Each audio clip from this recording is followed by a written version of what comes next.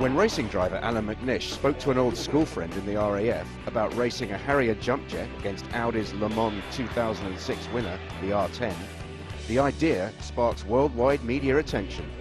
So the RAF decide to hold an open day and make the race between the R10 and the Harrier the main event. We're there to record how the day went. It started off as just a way of bringing the car here to show the sort of families of the RAF about the R10. It's sort of snowballed into this massive event now and took on a life of its own, really. The key people involved in this operation are Ashley Smith, the director, who's done lots of things like this before and actually works on air races and things like that, so he's got lots of relevant experience. Charlie Pitt's the senior cameraman. He's filmed in every kind of moving vehicle on the planet, basically. And he'll most probably be in the helicopter, which is the bread and butter of our coverage. So the plane will be over there, and the car will be on here. Because of the wash from the Harrier would be too disturbing for the aerodynamics of the car and be dangerous.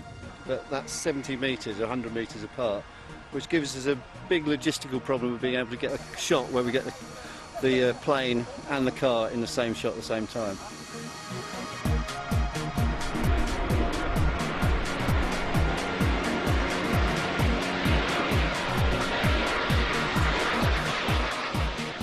Set over 2 runways and a mile of racetrack, one of the biggest challenges of the day will be for the 6 camera crew.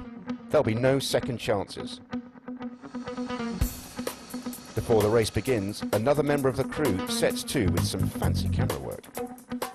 Quadcam's a great piece of camera equipment, actually, which enables the lovely sweeping shots and vertically over the top of the cars and sweep around and get all those sort of shots you can't get with regular cameras.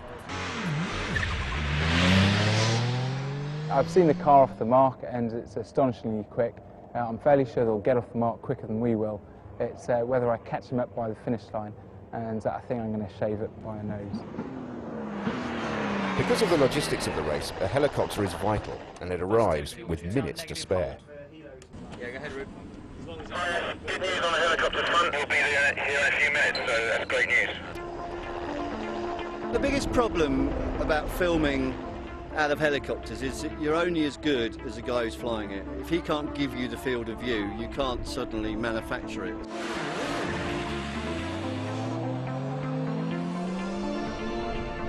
As soon as the car goes, we start to go. Okay, so I won't be looking at the car, so if you give me a go, I will. I'll start to accelerate and keep at the same height and level, and then slow swing it into the wind and off we go.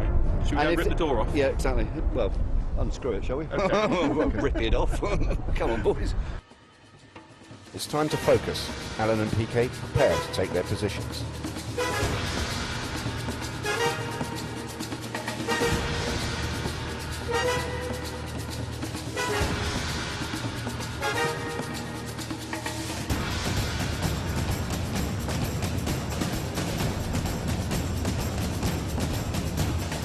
We are ready to go, so you can start the procedure, and then we just want a 10, 9, 8, 7, please, throughout. They're actually ready now. Yeah. Are they ready to go, are they? Yeah. 3, 2, 1, go, go, go.